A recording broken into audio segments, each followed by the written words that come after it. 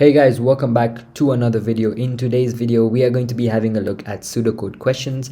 A lot of students have requested for this video, so here it is. It is a new type of question that they've been bringing since 2023, and there's not a lot of resources out there for these types of questions, so I've decided to record all the questions and upload this on YouTube. So the main problem that many students face with these types of questions, the 15-mark questions here I'm talking about, if you didn't get the gist of that, but the main issue with these types of questions are not actually writing the pseudocode, but rather it is understanding what the question is asking us to do. So that is very difficult, and they give a whole, as you can see in this question that I've just randomly picked, is they have brought all this text, and they have just asked you, these are the requirements, and you write this entire program. So some students get confused onto where to start, how to read this question, how to interpret these questions, and how to get an answer to this. So the aim of this video is to make your life a bit easier, and these questions are not actually that hard. You have to just understand these questions. So by doing all these questions, I'm hoping that you can understand, or what you can take out of this video is how to interpret every question and how to understand the question. Okay, so maybe the first few questions you don't even try to attempt it, but rather you see how I'm trying to interpret this question, how I'm trying to understand every sentence of this question, and how I can translate that into a program. So without wasting any of your time, let's begin with this question. I've picked this question from October-November, paper 2, and this is the first variant. So let's begin, and I want you to, for this question, is just look at the thought process, look at how I try to understand every sentence and every question and every statement that is given into this question. So let's begin. So I have my highlighter here, and I'll be going over each of the sentence, and I'll be trying to point out everything that is useful and what I can understand from all these statements. So we're going to read each sentence one by one. Maybe in the starting questions, I'm going to be a bit slow so that you can get the good gist of this. And then after that, we can try speed it up, and hopefully it becomes a bit easier for you. So let's read this question. So this question usually comes towards the end, and it's worth 15 marks as always. And a good strategy to do this question is to always keep around 30 minutes for this question, so that you don't have very little time left, because this question involves a lot of thinking, a lot of understanding, and a lot of time. So you need some planning that has to go on, and you have to basically understand this question. Okay, so enough of talking about this question. Let's get into this question, and I'll talk about everything that you need to know. Okay, so it starts off by saying a drama student, they put on a performance of a play for one evening. Okay, so there are certain drama students and they want to do a performance, and this is for just one evening. Okay, so that's sort of just the prompt. Okay, they've not really given us any information about the program. It then says seats in a small theater can be booked for this performance. Okay, so maybe this can give us some information. They're saying that this performance or this play is going to happen on or in a small theater, and in a small theater there are seats, of course, and you have to book these seats. So already from the first sentence, I'm probably thinking that this program is going to be something involving with booking of seats or something like that. Again, I've never done this question before, so this is just my raw thought process. Okay, I've not done this question before, so I don't even know what this program is asking me to do. But so far from this sentence, what I can get information out of this is that there are seats in this theater, and we probably need to write a program on booking these seats. So let's have a look at this now. So this first sentence is just like a quick introductory. It's just to explain what's happening. There's not really so much that we know already, so you can keep that aside. There's nothing that important that we have talked about yet, except maybe what the program could be about. It's like, an essay, there's a topic, right? And if you read the topic, you can already tell what's going to happen on the story, but you don't know exactly what's going to happen.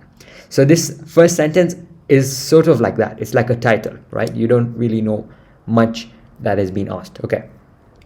So the next sentence, the theater has 10 rows of 20 seats. So it has 10 rows of 20 seats. So there's going to be 10 rows, 20 seats, quite self-explanatory. You don't need to get any extra explaining that. Okay. The status of the seat bookings for the evening is held in a 2D array called evening. So what is held in a 2D array? This is very important because you need to understand every variable, every array, and every statement that is being given. Okay, so here they've told us what evening is. This array evening, first of all, the features of this array evening, it's a 2D array. A 2D array means it stores two elements under one index. Okay, so I am assuming that it's going to first, like in this array, it's going to mention the seat and then it's going to mention the status. Now, when you think of status, the status could most likely mean true or false. Is this seat occupied? Is this seat not occupied? Okay, so is row number 1, seat number 1 occupied or not? Right, so that is what this array is doing. The array evening has the status of the seat for that evening. Okay, so this is just some extra information, but you can also kind of get to know how many indexes there will be. So if there is okay, that's a bit not necessary, but if there's 20 seats and there's 10 row, every row there's 20 seats, that means there's what, 200 seats. So that means, this is again extra information, this is just for your understanding, you don't need to know this, but just for your understanding, that probably means that there's around 200 seats in this array. Okay, if you don't understand yet, don't worry, you will understand later. Okay, so right now, what have they told us? That there's this array called evening. This evening is giving us the status of all these seats that I have in my small theater. Okay, now before they've even told us what a status is, I already told you it means true or false, because the status can only mean occupied or not occupied. So that means in computer science terms, that means it's either true or it's either false. If it's true, that means the seat is taken. If it's false, that means the seat is not taken. Okay. So here they're trying to explain it in this next sentence. Each element contains a false if the seat is available. Okay. So if the seat is available, I have false in my status. If it is true, that means the seat is booked. Okay. So far, I'm hoping you've understood. There's an array called evening, and it has the status of every seat. And with this array, there's true and false. Okay. Moving on. Up to and including 4 seats can be booked at one time. This is another very crucial statement, and you must note every statement one at a time. Okay, this is very key information. They're saying that if you want to book a seat, you can only book 4 seats at one time. So I can't. So if I want to book 8 seats, I need to book first 4 seats, and then I need to book again 4 seats separately. So the maximum number of seats that you can book at one go should be 4. So maybe here you have to ask them a question, or you have to do like a question like, if the seats booked is greater than 4, then you deny. Okay, you can only book 4 seats one at a time. You can only book 4 or less, right? I believe, of course, it has to be 4 or less. So it says up to, yes, up to and including 4 seats can be booked at one time. Again, if you don't understand, don't worry. Right now is just gathering information. We have not even gone to what is required from the program. Maybe they could ask us for something totally different. This is just backstory, right? This is just understanding the question. Remember, I told you for this type of question, what's more important is understanding the information, understanding what you need to know, and just trying to get every information. Because in this question, every sentence matters. And you need to, even the first sentence mattered, right? I said the first sentence didn't give us a lot of information, but the first sentence helps us understand what this prompt is, what they're trying to ask us. Okay, moving on. Seats are allocated in order from those available. Okay, so the seats are allocated in order from those available. Okay, so I don't know what that could mean. That could mean from maybe the starting all the way. So maybe the seats will always be they will always be available from like an ascending order, right? So the first seats, maybe they all are taken, and then the previous other seats are not taken. I don't know if that means if you guys understand that. Sorry. So let's say we have a seat here, we have a seat here, we have a seat here, we have a seat here, and this user wants to book a seat. Okay, if he wants to book a seat, this first 4 seats are available. So let's say he books the first seat, okay, and he goes away from that website. Then another user wants to book a seat. Now he cannot book from this seat, or he cannot book from this seat. He has to start from the second seat. Okay, so usually in our theaters we can pick the seats, but it seems in this program you can only go in an ascending order. Okay, so that's again very important, as you can see. This is very important because maybe some people think that you can book any seat. That's wrong. Okay, this statement has said seats are allocated in order from those available. So if these are available, right? So if these are available, if there are 4 seats in my theater, just for an example, I cannot straight book this seat. I have to book in an ascending order. I have to book in an allocated order, meaning I have to book this. And if I want to, and I cannot skip a seat and book like the 4th seat, right? I have to be in an allocated order. I'm hoping that makes sense to you, but if not, again, you will understand, don't worry.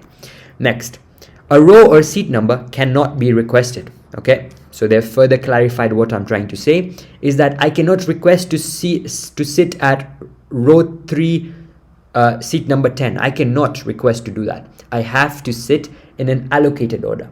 Okay, so this sentence is very important because how our theaters work, or at least in my country, is that you can pick the seat you want, right? That could be usually away from the screen, closer to the screen, you decide. But in this program, that does not work like that. You have to sit according to what is available.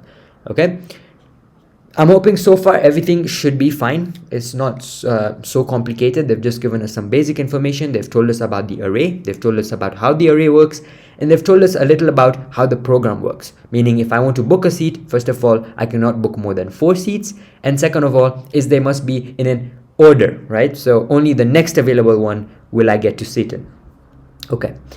The array evening has already been set up and some data has already been stored. Okay. So this array evening has already been set up and there's already data into that array.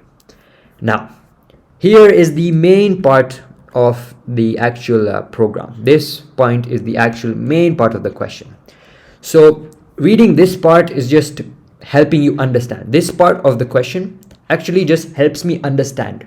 It doesn't tell me what to do. It just helps me understand what is happening. The next part of the question is what you have to, understand the most, right? You have to understand what does this program want me to do, what I have to do, what are some things I have to look at, what are some things that I don't have to look at, this, that, so on and so forth. So this next part of the question is the most important, and they always start like this: write a program that meets the following requirements. They always start like this. So it's almost like a checklist. Have I done this? Yes. Have I done this? Yes. And this is how you get your marks.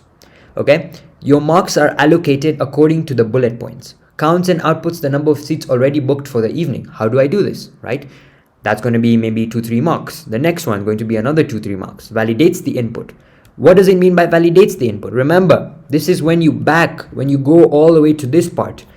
Validates the inputs, because remember, we cannot book more than 4 seats. That means validation. You have to validate. If the seats are greater than 4, then I will not allow them to book it. Okay, so that's some stuff that you need to keep in mind, and that is very important in the question. So let's now have a look at the requirements. Before I even attempt the question, I want you to first of all spend as much as time understanding this question. Don't go straight into programming. Don't go straight into writing the pseudocode. Even in the start, when you're revising, I want you to first of all understand these questions. I want you to look at each bullet point, look at all the information. If you don't understand a sort of sentence, you continuously keep reading it. It's like if you don't understand English, maybe you're doing another foreign language, you constantly just keep reading that sentence until you understand what exactly it's trying to say. Because if you understand what the program wants you to do, it's actually very simple. The pseudocode part is the easiest part. The understanding is what is hard. Okay, so let's look at this now. Let's look at the requirements, and we'll try to explain each of the bullet points one at a time, and then we can see what to do after that. Okay, so the first bullet point says counts and outputs the number of seats already booked for the evening. This is very simple. How can I do this? Already in my mind, like some programs are happening. How do I count? Remember, they told us that if it's booked, that means it should be true. So I just do a count loop, I do a for loop, and I keep counting all the indexes where it's written true, and that will give me how many seats are already booked. Very simple. And output, meaning I just give an output statement saying these are the number of seats that are booked. That actually gives you a mark. Outputting saying this gives you a mark. So this bullet point is pretty self-explanatory, and it's not that difficult. But again, we'll go over every bullet point, understand what it means, what it's trying to say, what it's trying to tell us what to do. Okay. Next bullet point, allows the user to input the number of seats required. So this is quite simple. You just do an input and you ask them, how many seats do you want to book? Okay. Then the next part comes, I validate it. If the number of booked seats are greater than 4, then I say an error has occurred, sorry. And you do it basically again. So that's what it means by validating the input. Okay. So again, the first few bullet points, very easy. The next one, it checks if enough seats are available. And how do I check it? I can check if they're available, if the seats are available, if it's written true or false in the status. Okay. And if it's available, okay, if it is available, then I can change the status to true. And then I output the row number, the seat number of each seat that is being booked. So again, this is just one long bullet point asking us what exactly I have to do. If they're not available, I'll put a message saying that the house is full. That is if no seats are available. No seats are available when all the statuses is basically true. Okay. So I'm hoping you've understood the requirements, and this program is a bit easier than the other ones. So I'm hoping you've understood so far everything. Okay. I went through the backstory, the information, trying to understand the question, and then I go through the requirements, go through each bullet point, and make sure I understand what to do. Already in my mind, I already have like a plan, right? I already have a program in my mind on what I want to do and how to do it. Okay. So an advice I would give you is don't just go straight to requirements, says counts and outputs, and then you just start, writing your pseudocode. Do not do that. Go over the entire question, read what is the purpose of the question, what is the purpose of the prompt, and then you start. Okay. Let's move on. Let's just read some extra stuff here. It says you must use pseudocode or program code. In this video, I will be using pseudocode because pseudocode is universal, and then you can always change it to your program code. But pseudocode is the easier one, and I think I would recommend people to use pseudocode because if you take computer science in your AS level, you will need pseudocode. So it's rather you start practicing from now. Okay, but regardless, whichever you've picked in your school, you can do that one, but I'll in this video do pseudocode. Okay, add comments to explain how your code works. You do not get marks for adding the comments or anything, but it rather helps the examiner with going through your question, so it could be a bit easier for him, for the guidance, or him or her. You do not need to declare any of the arrays or variables. You may assume that this has already been done, and you do not need to initialize the data in the array evening. Okay, and all inputs and outputs must contain a suitable message. Okay, so I have just read this entire question now, and I'm going to now start with the pseudocode, and I'm going to now look at the requirements and everything like that. Okay, so let me just quickly rub all of this and actually begin with writing this pseudocode. Okay, so far I don't know how long I've taken, but I've taken, let me just check, I have taken 18 minutes just to read this. Okay, now of course it's because I'm explaining and I'm taking a lot of time to do this, but in your exam at least take 10 to 15 minutes just trying to understand this question. Now I've taken a lot of time to read this, but watch, writing the pseudocode will take me less time because I've already understood and I already know what to do now. Okay, so writing the pseudocode only takes 5 minutes. Okay, understanding is what can take more time. So I would request, or I would ask you to read through the question, understand the question, look at every bullet point, and then writing the pseudocode is only going to take you around 5-10 minutes. So let's begin with writing this program. Okay, now let's start off. Let's look at the first bullet point and we'll just go, I think, from there, right? I think that will be the best approach. So the first one is counts and outputs the number of seats already booked for the evening. Okay, so while I was reading this, I was saying that the best way to do this is using a for loop, and I use a for loop going over every element, and I check whether the status is true or false. Okay, if it is false, that means it is available. If it is true, that means it's booked. So I will have a counter here. I will have stuff like that. So let's begin with that. So I said I'm going to use a for loop. That is the best way to count. So every time they mention count, usually in IGCSE, it's mostly you use a for loop. They want to see how you can use a for loop. Now, there's a technique to use in a for loop for a 2D array. How I can access the first index and as well as the second index. Okay, so maybe I can explain that as well while we're doing this program. So let's begin with this question. So first of all, I need to have a counter. Anytime I have to have a counter, I must initialize this counter. Okay, so this counter is going to be called, let's say, a seat counter, right? So a seat counter. And this seat counter is just going to be initialized to 0. So this variable, what does this variable do? This variable will basically count the number of seats that are available, because the first bullet point has said I count the number of seats, oh sorry, already booked. Okay, so I have to count all the seats that have already been booked. That means all the seats that have the status true, because they have already been booked. So I count and I output the number of seats already booked for the evening. Okay, so I've initialized this variable, and this variable is seat counter is equals to 0. Okay, now that we have done this, I said we're going to use a for loop. Now for any 2D array, okay, how does a 2D array work? Like, let's say we have element 1. In a 2D array, how it works is they're going to be basically 2 columns. Okay, let's say this is the row column, this is the row, and this is the column. Okay, this is the row and this is the column. I'm just going to do short form so it's easier for me.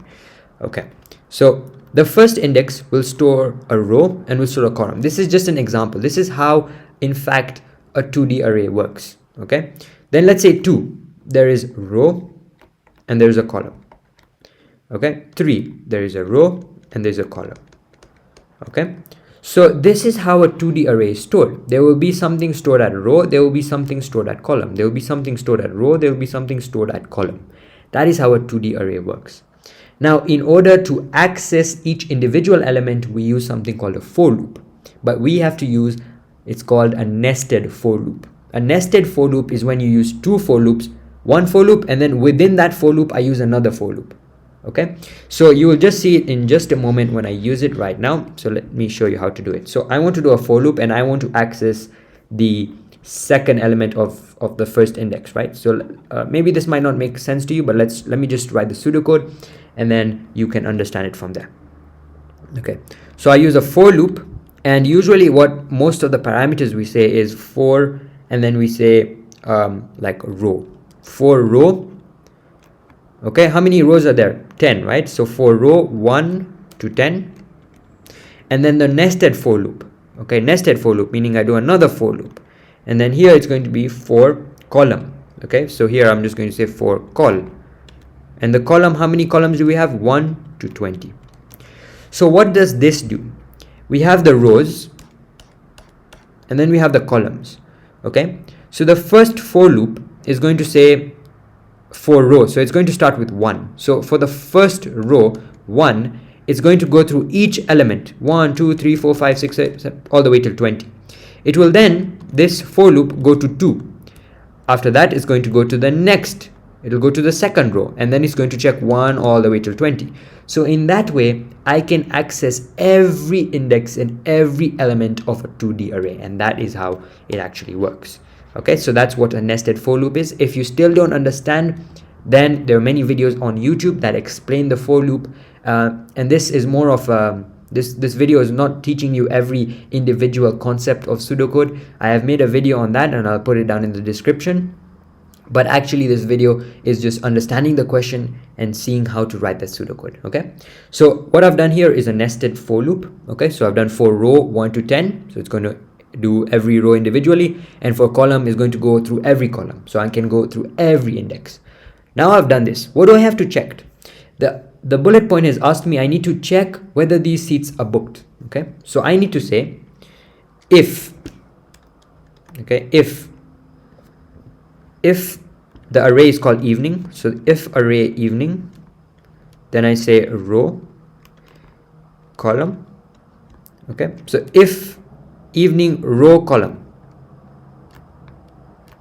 if evening row column is equals to, okay, if this evening row column is equals to let's say, is it true? Yeah, it's equals to true. Then what am I supposed to do? Right, so if evening row column is equals to true. Now wait, in my evening, right, I have the status, yes, I have the status of each of these rows. Okay, yeah. So if evening row column is equals to true, then what do? Then I do seat counter. So seat counter is equals to seat counter plus 1. This is like a standard statement. Anytime you want to count, you always do seat counter is equals to seat counter plus 1. Okay, and now you end if. You end your first for, or you can just say next. In fact, yeah, you don't do end for, you just say next. So here would be next call, next row. So what this does, it's going to go through each index. It's going to check every index. It's going to check every element in the 2D array. It's going to say if it's true, then I do this. If it's not, I don't do this. Okay. Yeah. So I'm hoping you have got that, and that is the first bullet point. Okay. That is the first bullet point. So we've finished the first bullet point.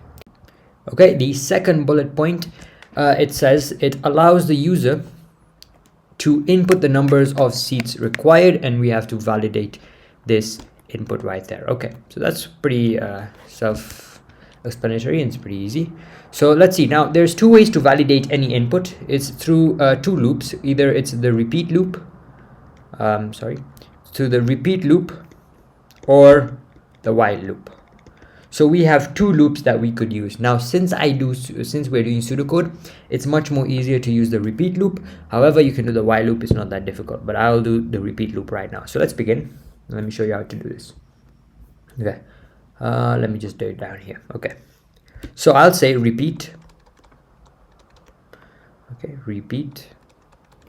And I'm going to first output, because we have to output. We have to ask them to enter a number. So I'm going to say enter number of seats. Okay, and I have to write in brackets 1, 2, 4. Okay, and then I would say input, let's say I'm going to call it num seats. Okay, input num seats. I'm going to call it num seats, and I'm going to say, okay, I'll just say I'll just call it seats. Let's call it seats actually. Just say seats, so that it doesn't show an error on my software. Okay, and I'm going to say until, right, until the seats are basically greater than or equals to 1 and seats are less than when equals to 4. Okay, so it's going to keep looping around until the seats are greater than or equals to 1 and seats are less than or equals to 4. If it's not, then it keeps saying output, output, output, output, output. Okay, and that's what it's doing. So that's the 2 bullet points done. Allows user to input the number of seats required, validates the input. Done. Let's look at the final requirement that is needed for this program. And this would maybe, I think people would find a challenge in this, but let's see this. First, it's going to check if enough seats are available. If they're available, I change the status of the seats. Okay, so if they're available, I change the status and I output the row number and seat number for each. Okay, so that's if it's available. If it's not available, then I'm going to output a message giving the number of seats left or the house full if the theater is fully booked. Okay, so how can I do this? So let's start with each step one by one. Let's start off with if they're not available. Let me give a message giving the number of seats left and a house full. So house full happens when our seat counter is greater than 200, right? When our seat counter is equals to 200, okay? When the seat counter is equals to 200, then the output is house full. Okay, so let me start with that, right? So if seat counter is equals to 200, if seat counter is equals to 200, then I'm going to output that the house is full. House full. Okay, so if the seat counter, let me just write this better because it's showing me there's an error. If the seat counter, is that better? Okay, Okay, yes. So if seat counter is equals to 200, then output house is full. And then I'm going to just end if here. Okay, that's the first part. So I have tackled this house full part. Now, outputs a message giving the number of seats left. Let me try to do that now. How can I calculate that? Remember, seat counter calculates has the number of seats that are already taken. So if I just want to find what is available, I just do 200 minus the seat counter. Okay, so if 200 minus seat counter, if 200 minus seat counter is less than seats, okay, basically what I'm trying to say here is if this, okay, if the 200 minus seat counter is less than seats, okay, sorry, actually it should be the other way around, right? If, let me do this. So I want to find whether it's how many seats are remaining, right? So if the seat counter, if seat counter, okay, I can just output it, isn't it? I can just output it. I don't even need to do all of this. Okay, no, let's do this. So if seat counter plus seats, okay, seats is the one what they've inputted. So if seat counter plus seats is less than 200, okay, then I'm going to say, I'm going to output they are, let's see, okay, I'm going to output 200 minus seat counter plus seats. There are this many seats available. Okay, is that clear? So if the seat counter plus seats, meaning the added seats, is still less than 200, then there are these many seats left, or these many seats, I'm just going to say left, okay, if I add the number of seats. And now I'm going to just end if. Okay, so what I've done is I have tackled this entire bullet point. Now what am I left with? I'm left with changing the status of the seats that I've just booked, and I have to output the row number of the ones I've booked. Okay, so how can I do this? Now the best way to do this one, okay, the best way to do this is using a for loop. Now what I'm going to do is I'm going to add another variable, and let's say I'm going to call this variable assigned, okay, and I'm going to call assigned equals to 0, right, for now. And I'll explain what I've just done in just a moment. Let me just write the code. Now, if, okay, if, so I will only do this if,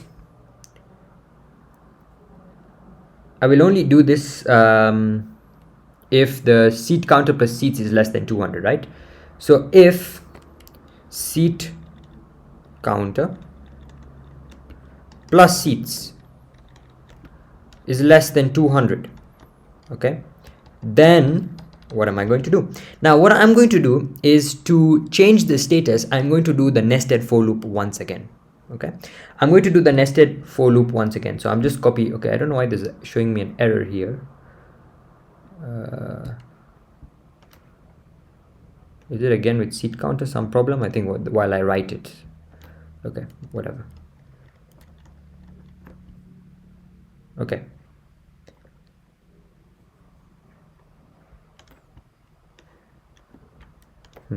so if seat counter plus seats is less than 200, then I'm going to do the nested for loop once again. So I'm just going to pick this part, okay, the nested for loop part, and I'm going to paste it here.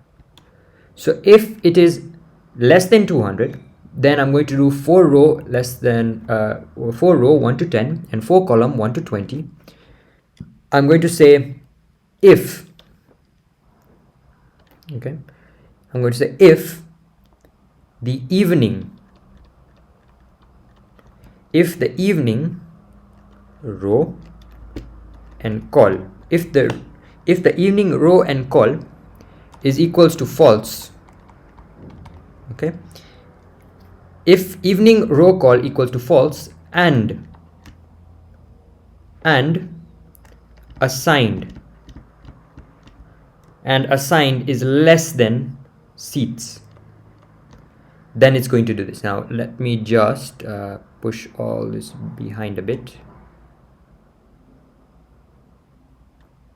1 second.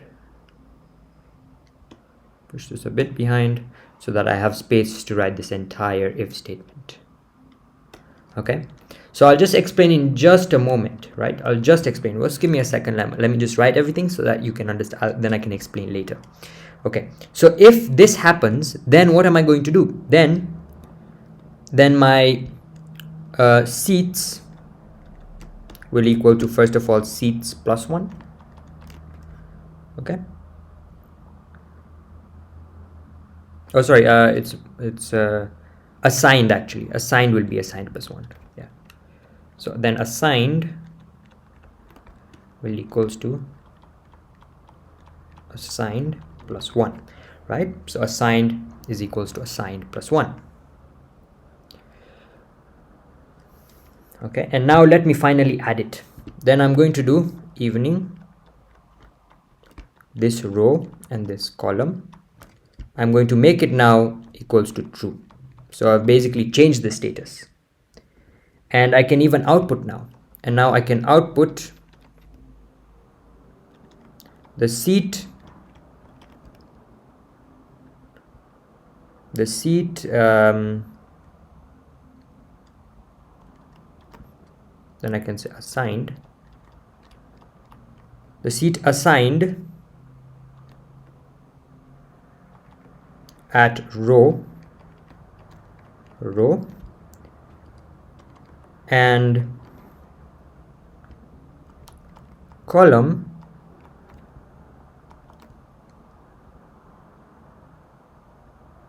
and the column will be at call. Okay, so I've just done an output. So how will this output show? The seat assigned will be the seat number 1 or the seat 1 at row, then the row will show here, and column, and then the column will be shown here basically. Okay, will be shown right there. Okay, so I've even given a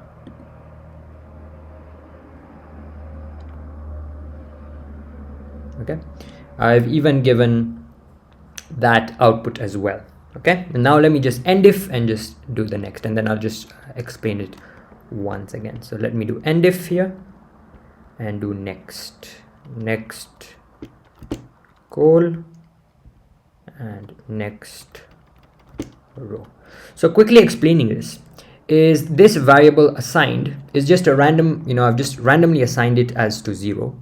Okay, and if seat counter plus seats is less than 200, so while it's less than 200, then it's going to do all of this. Okay, so if the seat counter plus seats is less than 200, then I'm going to do the nested for loop to access each index. As I said, why we use the nested for loop is to access each index separately. So now I've accessed each index separately, and if this index is equals to false and my assigned is less than seats, so currently 0 is less than seats, and remember seats is the seats is simply what we've inputted here. I want 3 seats, right? So as long as assigned is less than 3 seats, for example, if I inputted I want to put 3 seats, as long as assigned is less than 3, it's going to do this. First of all, assigned is assigned plus 1. The evening is going to now be changed to true. Okay, and then I output which column I've stored it and which row I've stored it, and I'm going to end everything. Okay, so I'm hoping you have understood this, and I have just gone through everything that you need to know for the requirements for this program. Now, if you still don't understand, right, I'm going to link this document for every question that I do in today's video in the description, so that if sometimes some people want to have no one around them, they want to just read and they want to just understand what is happening, you can do that as well. I'm going to put all these documents down in the description so you can print it out. You can look at the key steps on every part of my program, Now there's one part that I've left out, which is assigning, which is, I think, just going to be very simple. Assigning, you just have to say declare everything. Like for example, I'm going to declare seat counter, declare row, declare column, declare declare seats, right? Declare assigned, so I'm just going to say declare assigned to be integer, declare row to be a integer, declare column to be an integer, and so on and so forth. So you can just do all of that. Now I'm going to attach this document in the description, so you can read this at your own time. If you want to understand anything, you can come to the video and you can get to know why I put this into the program. So that's the first question done. Let's move on to the next question. Okay guys, so here is the second question that we're going to be doing. This is the October-November paper 2-2. This is the second variant, and this is question 11. So let's have a look at this. So I'm going to try to speed up this question and the following questions, because the first question was sort of like a foundation on how I personally answer these questions. However, we'll still go through each of the sentences one by one, explaining what they mean. Okay, so this question that says a wood flooring company stores the names of up to 100 customers in a 1D array. So what does that sentence give us? First of all, it tells us we have an array called customers. In this array, we have how many index or how many values? We have 100 values in this array. Okay, so we have an array called customers, and in this array we have 100 elements storing is it the names? Yes, it's storing the names of these customers, of 100 customers in a 1D array called customers. We then have a two-dimensional array, which is called quotations, and the quotation stores details of each customer's quotations. Okay, so we have two types of arrays here. We have the customers array and we have the quotations array. Okay, and usually what they try to also say is that the index, the first index of the customer, equals to the first index of the quotations, so the customer's quotation. Basically, index 1 in the customers array will also be the customer's quotation of index 1. So basically they are linked together. Usually whenever there's many arrays, they always say, like in this sentence is what I'm trying to say, they always mention it usually, but sometimes if they don't mention it, you cannot assume that, but most likely, you know, they usually mention that they correspond with each other in the two arrays.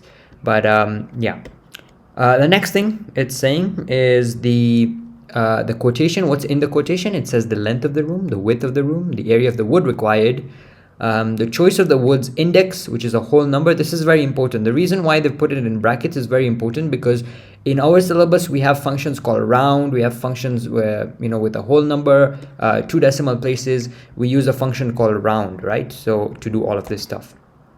So it's very important that you need to put all your values, because that should be a mark, of course. Now it says the floor measurements. So they've given us what a floor measurement is. A floor measurement is the room's length and the room's width, and they are taken in meters. Okay, and all floors are rectangles, so that means the area will always be, of course, length times width. We know this from maths. And the room's measurements must be between 1.5 to 10. So when they usually say that the room's measurements must be between a certain limit, most likely we'll have to do validation. Just like the previous question, we most likely have to do validation. So validation, usually we have 2 loops, while loop or the repeat until loop. You can pick, or you can decide to do any of those 2 loops. Okay, after that they have told us about about basically the customers data in both the arrays are under the same index. So index 4 of the customers will correspond to the data of index 4 of the quotations, right? Like what I was just explaining above. And they've given us an example of how there's a wood type and what is the price per square meter. So we have 3 types of wood, and we have the laminate, the pine, and the oak, and the different prices for these are there. So I'm assuming that in the quotations we shall have maybe the types of woods, maybe, I don't know. Okay, no, sorry, they've said the data are stored in 2 1D arrays named wood type and price, and the index of the wood type and the price in the array share the same index number. Okay, so there's 2 1D arrays, wood type with the price. Okay, so the data are stored in 2 1D arrays, so the wood type and the price, and the index of the wood type and the price in the arrays share the same index number. Okay, very important as well.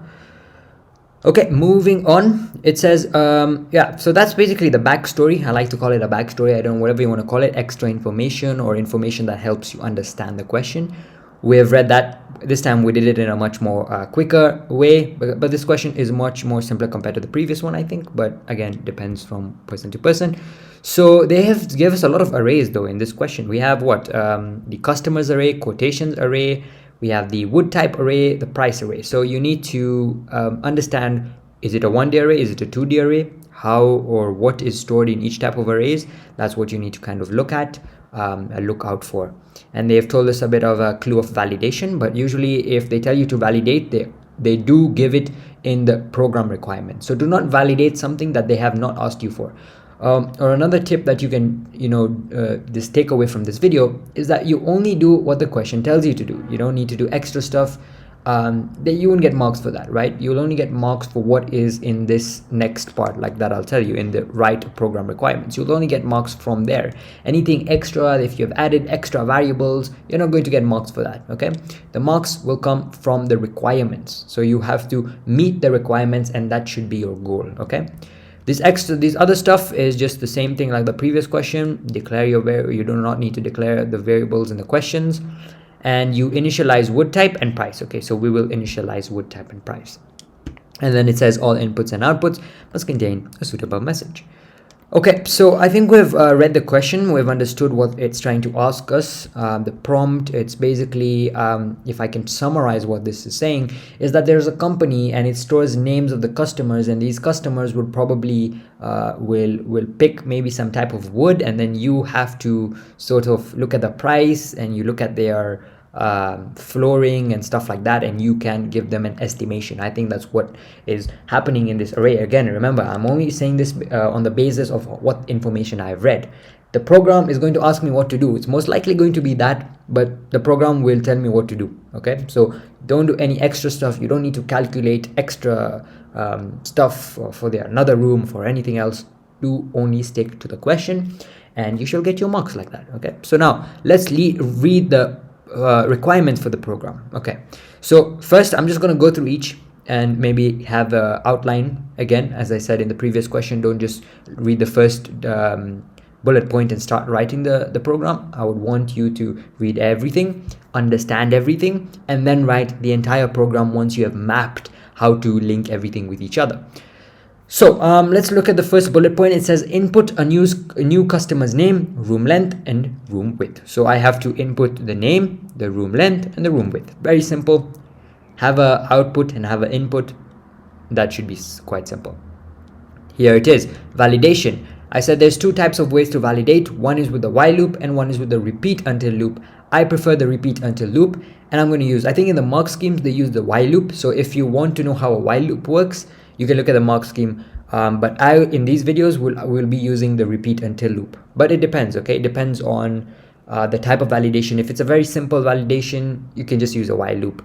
But it's according to your own preference. You need to understand how both of them work, and whichever you prefer, you use that, okay? So in pseudocode, there's no one approach, right? My approach on this video can be different to yours approach, okay? The variables I use can be different from the variables you use. At the end of the day, is your program giving you the same output, the same result? That is what they mark for, that is what they look for. It's more like an essay, you know, there's different types of approaches. You just have to lead to that right answer, okay? You can have different variables, you can have different if statements, more if statements, for loops. You can use a nested for loop. You can also not use a nested for loop. Like the previous question, it was not a must to use a nested for loop, right? I think it would make it easier to use a nested for loop, but there's other ways to even do it. But again, I would recommend you do what is in this video, right? Because IGCSE, they format their questions very similar. Okay, so the next time if there's 2D arrays and you want to access an element, the best way to access an element in a 2D array would be the nested for loop. So you just learn how a nested for loop works, look at the principles of all of that, this, that, so on and so forth. Okay, let me not talk that much. Let's move on to the next bullet point. It says output an error message if it is not valid, right? And you re-enter the data until it's valid. So again, if you have noticed here, it says until. Maybe they are trying to I don't know in the mark scheme if they've used a repeat loop. They might have used a repeat loop because they've said until, but I'm not sure. Maybe they've used a while loop. I think most likely they use a while loop, but you can see even in the question it says until it's valid. So, you know, repeat until would make sense, but I think in the mark scheme they would use while loop, but it's fine. Calculate the area of the room by multiplying the length and the width. Okay, very simple. And probably I'm assuming you store it onto a variable called area.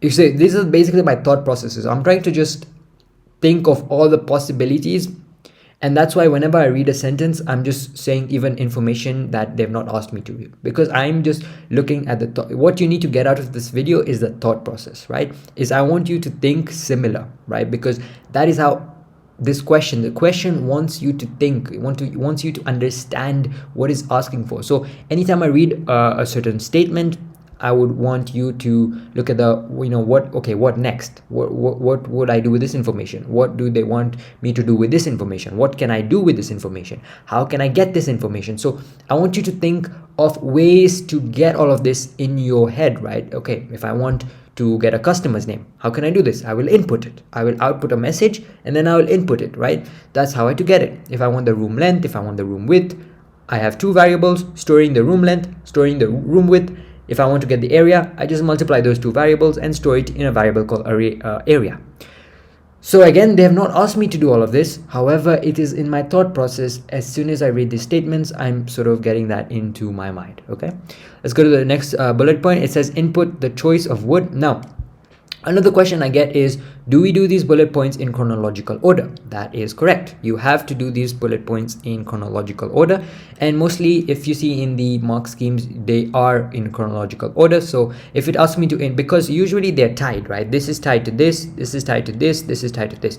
Maybe in this bullet point, I use information from here. So therefore it is most advisable to do it in chronological order. You do each bullet one by one. However, you read every bullet point first, understand what it is requiring you to do, and then you do bullet by bullet.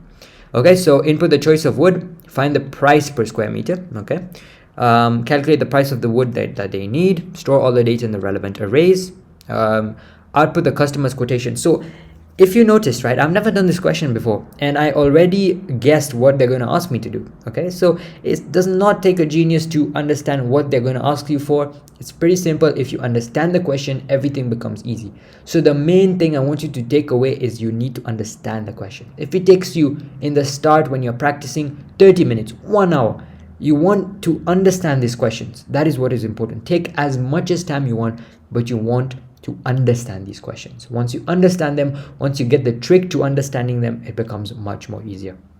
With these questions, if you look at the mark scheme, you will see how simple it is, right? When you look at the mark scheme straight away, you will see how easy it is. So I want you to avoid to do that. I want you to stop looking at the mark scheme, look at the question, look at each bullet point and try to get a map. Okay, let's say you don't even need to do pseudocode, right? Just write all the statements down on a piece of paper. Okay, if they've given me this, how can I do this, right? You put some questions, you can do a mind map or whatever suits you, right? So the question you need to look at all the possibilities, this, that, how can I do this, and make it fun, right? Computer science is not that difficult if you actually, try to solve the question, try to make this question as if it's like an investigation or whatever, this, that, right? So the trick to this type of question, and I keep saying it and I've said it I don't know how many times in this video, is to try to understand the question. Once you understand the question, it's going to become very, very easy to answer these questions. So the trick here is don't cram the mark scheme. It will not work in this subject. In this subject, paper 2 especially, cramming is not going to get you anywhere. Understanding the question is going to make your life so much easier. Okay, what you need to cram, however, and I'm not saying you don't cram this, you need to cram the layouts. You need to cram, okay, if I have to use a for loop, how do I use a for loop? So you need to cram that structure. If I use a while loop, how can I use a while loop, right? So stuff like that, you need to cram the layout of inputting for loops, this, that. I've made a video on how to do the pseudocode. Maybe that can help you, but you can use the textbooks, you can use other people's notes, so on and so forth. Okay, and the last bullet point is continue to accept the next customer. So again, when I read this, I think probably it's going to be a for loop where I'm going to keep going over every customer. Okay, so now let's actually start writing the program, right? Let's actually start writing this program. Okay, so yeah, I think that's it. So it's a quite long question. compared to the previous one, it is requiring us to do quite a lot of stuff. So again, as I said, chronological order, one by one, and it will become so much easier, right? Okay, so let's begin. So the first thing is I'll need to initialize wood type, and I need to initialize price. So what that means is that in this array, if I go back to where they mentioned it, it said in this 1D array, it basically has the index of the type and the price. Okay, so that's very simple, right? So wood type, there's going to be 3 index. In price, there will be 3 index, and they will just have the price and the index. Okay, so that's very easy. So let me start off by doing that. Okay, so let's say wood type here. So wood type. So in wood type, the first index is going to be laminate. That's the wood type, laminate. So this we'll use in the other parts of the program, right? We're going to use this in the other parts of the program. Like I don't need to keep referencing laminate. I can just reference to this array. Okay. Now, because I'm on my laptop, I can speed up this process, because unfortunately in your papers you cannot, but I have the luxury to do this, so I will do this. Okay. Yeah.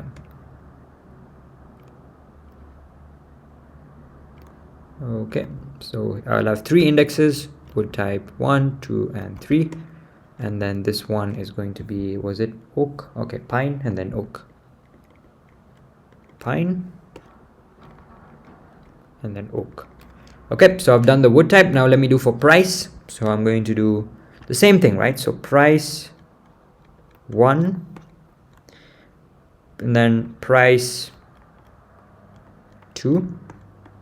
I'm just going to do price the same down here, but in your paper do it in the lines, right? Okay, so this was 299, 399, 4. Okay, so this one was 29.99. This was 399. This was 54.99. Okay, so I've just initialized it. Initialize is simply, if it's a variable, you assign it. If it's an array, you declare it properly, or initialize the array by using a for loop and adding an element in each of the array. Okay, so that's what initialize means. Initialize just means you fill it up, right? Wood type should have something, wood type 2 should have something, so on and so forth. So this will give me the mark for initializing wood type and price. So now let's go actually into the actual requirements of the program. Okay, so it starts off by saying I need to input the customer. So we're going to do it like a to-do list. Okay, we're going to do each bullet point and then we're going to tick it. Okay, so I think maybe that would be the best way to do it. So write a program, do these requirements, input a customer's name, room length, and the room width. And I have to check if it's valid. These 2 points are sort of like together, so check if it's valid. Okay, so let's do that. So let's start off with the name. Okay, so of course with every input I need to output something, right? So I'm going to say output. Okay, and in this output I'll say enter your name. Enter your name. So I'm going to write this like this. Enter your name. Under enter your name, then I'm going to input the name. So input name. Okay, now later I will be storing, of course, the name and the length and the width, but after I verify everything, after I validate everything.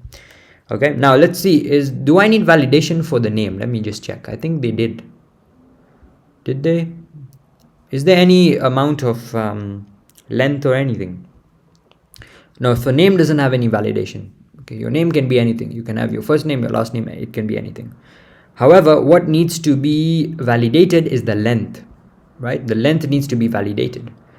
All flows are rectangles, so I need to validate length and I need to validate the width. So I can do this to make it a bit easier for you guys to understand. I can do 2 repeat until loops. I think that's the best way to do it. So I'll just do 2 repeat until loops. So I'm going to say repeat. Okay, so I'm going to say repeat, and then I'm going to say output, and in the output I'll say please enter the length.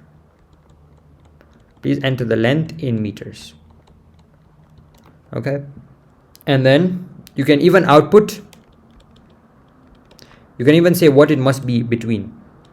It must be between 1.5 and 10.0. Okay, and then you just say until. So until it's between 1.5, until length. Have I even inputted? Oh, okay, no, sorry, I have to input length first. So then you say input length. Okay, so I input the length, and then you say until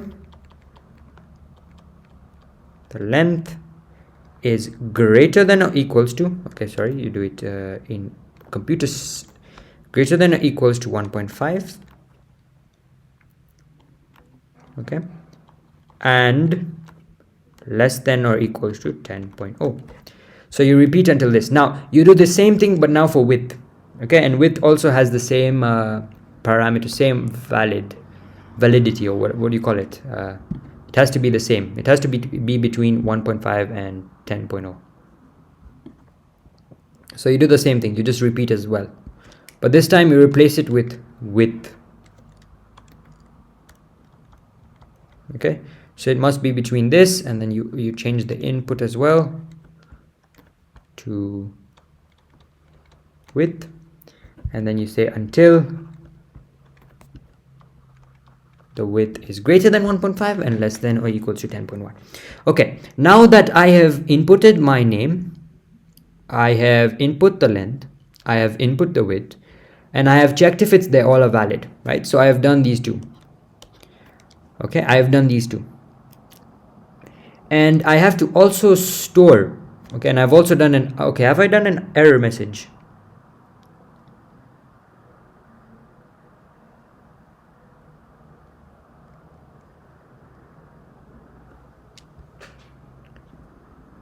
Okay, I have done an error message by constantly repeating it, so that is the error message in that case. You don't need to do a separate message. Okay. Now I can have to store all of this. Let me store it to the array for the name. Let me store it to the quotations array, and let me do all of that, right? So the array for the names was, I believe, customers. Yeah, customers, which is a 1D array. So I will just simply say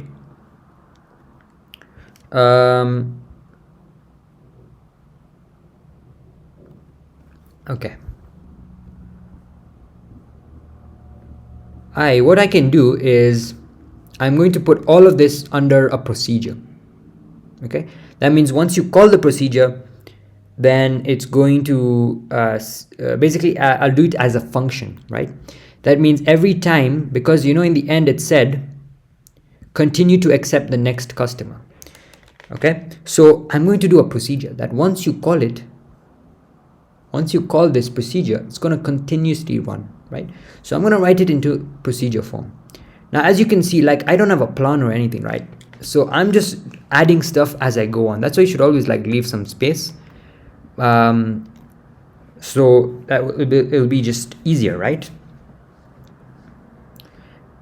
And then under the parameters of the function will be an index. So every time for that function, I can only reference to one index. Okay, so let me just put all of this a bit down and put all of this under a function.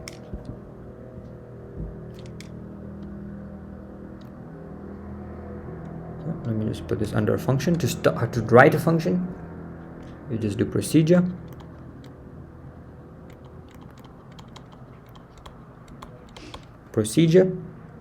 and then I'm going to say maybe info, procedure info, and then under the parameters I'm going to say the customer index, and I'm going to say this is going to be an integer. Okay, so I'm hoping you guys know how to do it, oops, spelled it wrong.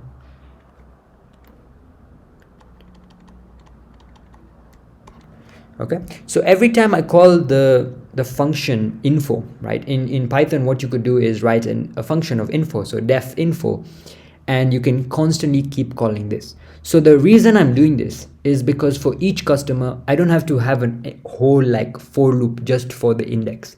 This will make my life a bit more easier, because if I want to store the customer's name for this particular index, I can just use the function. I can just use this function right here.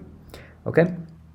So how do I store it? I can just say customer, which was the array that they told us. So customer, or was it customers? Let me just check that again.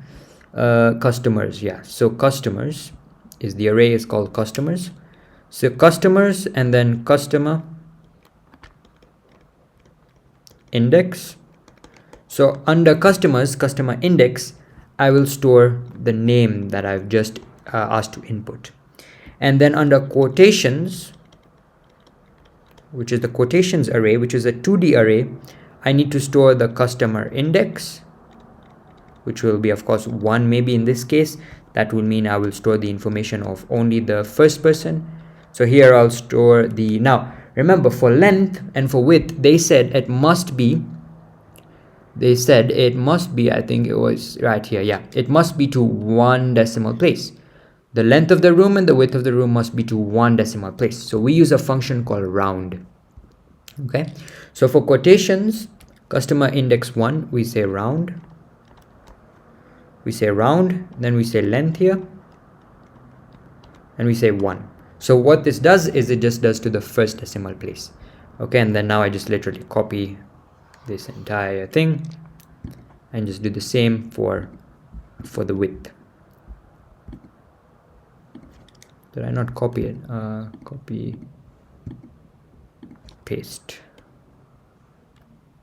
Okay, so the same thing, but now I replace this with width.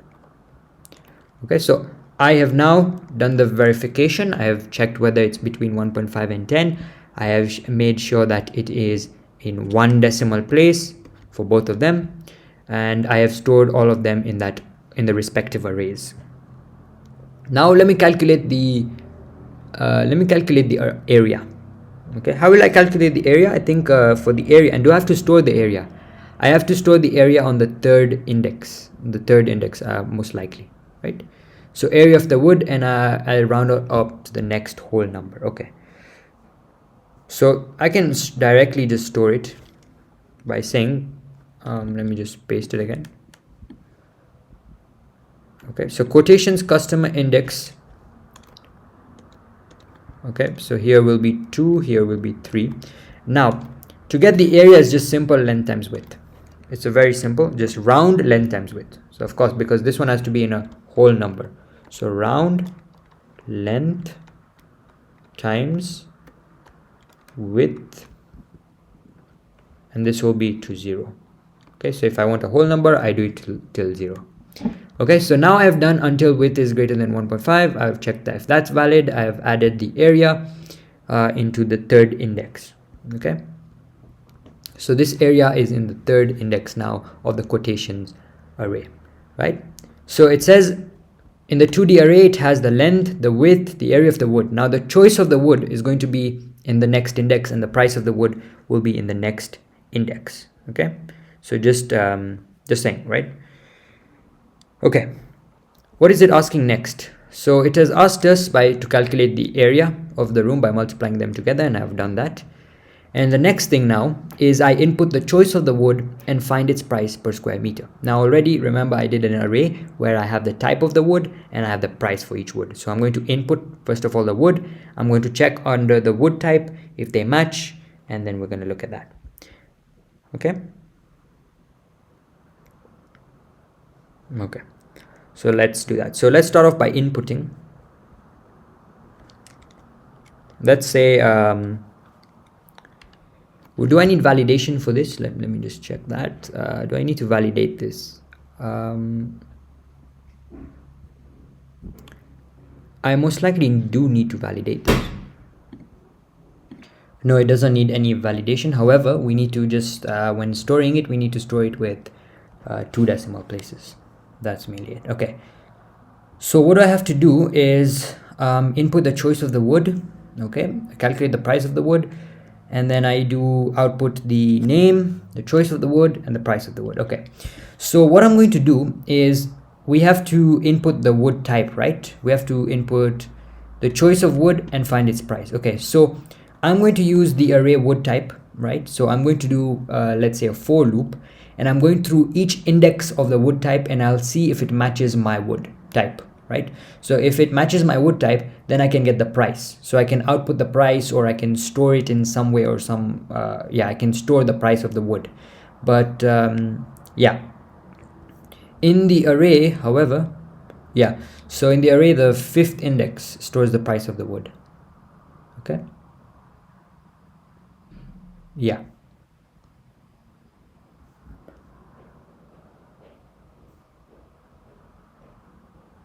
yeah, okay, okay, so let's do that. So let me do let me say output first. So output, enter type of wood. Okay, so you enter the type of the wood, and then I will say input wood type. Now I'm going to compare each of the wood types. Okay, so I'm going to compare each of the wood types. So I'm going to say for let's say for wood index, for wood index 1 to 3, if the wood type, okay, which was in this array, right, that we set wood type. So if the wood type, and then here wood index, is equals to our wood type.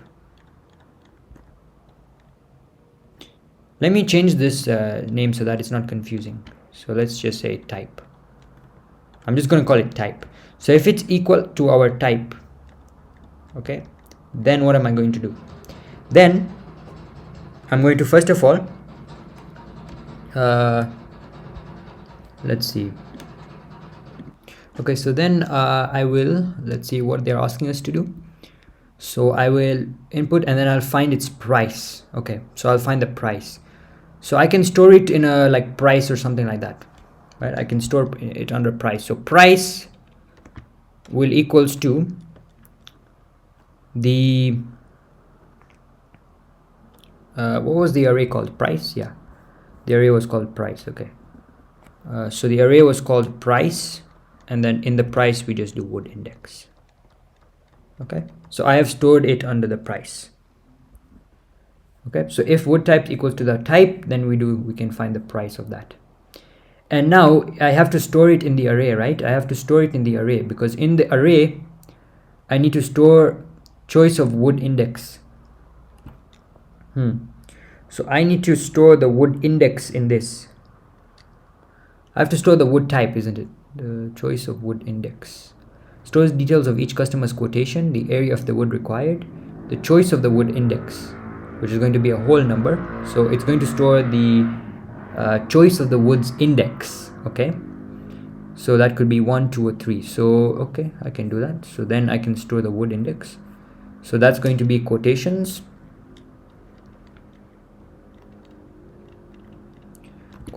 and then here will be customer index. That does not change. Customer index, this will be 4, and then we're going to say here wood index. Okay, so I have stored it, and let me just do end if. I can output the price, but it's not needed. End if. Okay, now I need to store. So far I have stored the length. Okay, let me just clear this.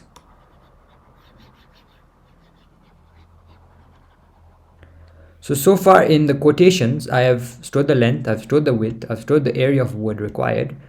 Okay, wait, whole number. So I've forgotten to do the whole number one. Okay, no, I don't need to. It's already in a whole number. Okay, I don't need to do that. Okay, so I've done this, and then the next thing I need to store is the price of the wood required in dollars.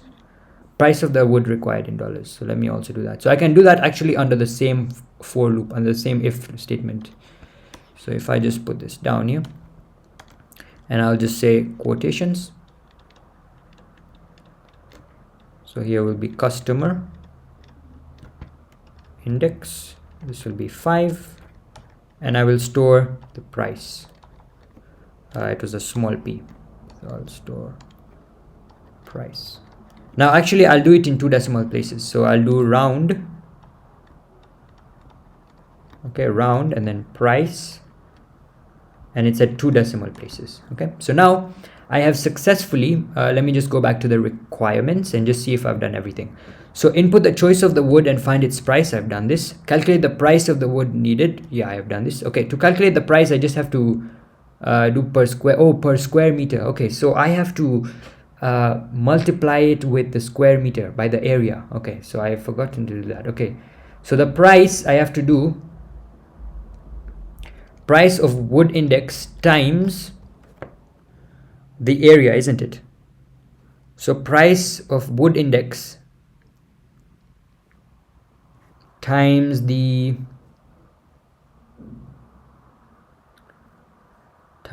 let me do times length times width, length times width. Okay, so price wood index times the length times the width, and then I think that has done it, right? I think that has made it okay. So I've done the price per area. So the price is the price of the wood index times the length times the width, so that gives me the area of square per meter. Okay, so now I've done that. So I almost missed that. That's why you keep reading. Okay, calculate the price of the wood needed. I've done that. Store all the data in the relevant arrays. I have stored that. Output the customer's quotation. Okay, so now let me do the final part, the outputting stuff. So I output the customer's quotation, which is going to include the name of the customer, the choice of the wood, and the calculated price of the wood index. Okay, so let me do that. So here I'm going to say output customers, customer index,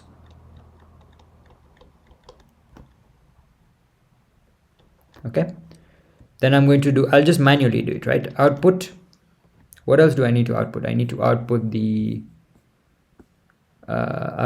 name is done, choice of the word. Okay, so output the, I think that one was type, right? So output type, I'll just save some time, right? So output type, and I'll say finally output, remember they inputted the type, so I can just find it from there. Okay, so type is done, choice of the wood is done, and calculated price. Okay, so I'm just going to say output I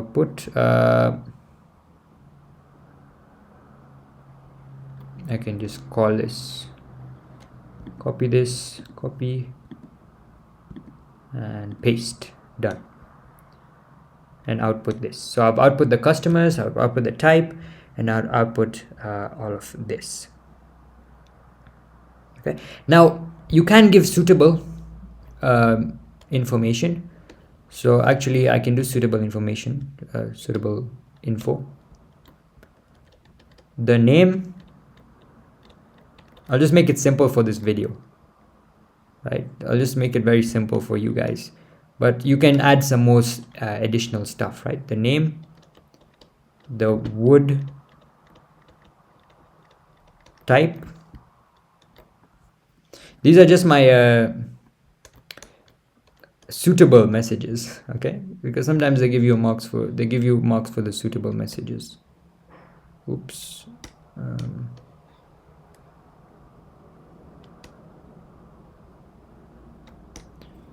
Okay, now I have to output the price. Okay, now I've just made this like very simple, but in your exam you can do with some more extra information.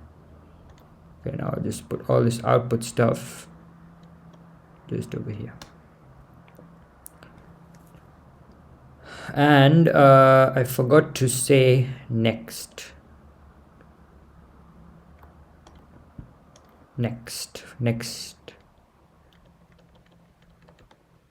wood index. Okay, now let me finally close the entire procedure. To close the entire procedure, you just say end procedure. So end procedure. I don't know why it's lagging in the end. It's because maybe I wrote a lot of stuff. Okay, end procedure. Okay, so it has basically done this. So now Basically, what I do to do all of this is, in the end, I just have to say call info. So I have to just call info, and inside here I just say customer index. Call info customer index. This is to allow, okay, so I'll do it in a for loop because I need to allow for all the customers. So just say for customer index, sorry for the bad in writing, for customer index 1 to 100, and then just end for. So what this does, it calls this procedure that I just wrote for all the 100 people. So it's going to do this 100 times. It's gonna ask you to input, it's gonna ask you to output, it's gonna do all of that 100 times, right? So that tackles this last part of the requirement to continue and accept the customers. So I have done now every requirement, and that is how you do it. There must be a different approach to this, and I believe the mark scheme must have a different approach to this, but this will be my approach.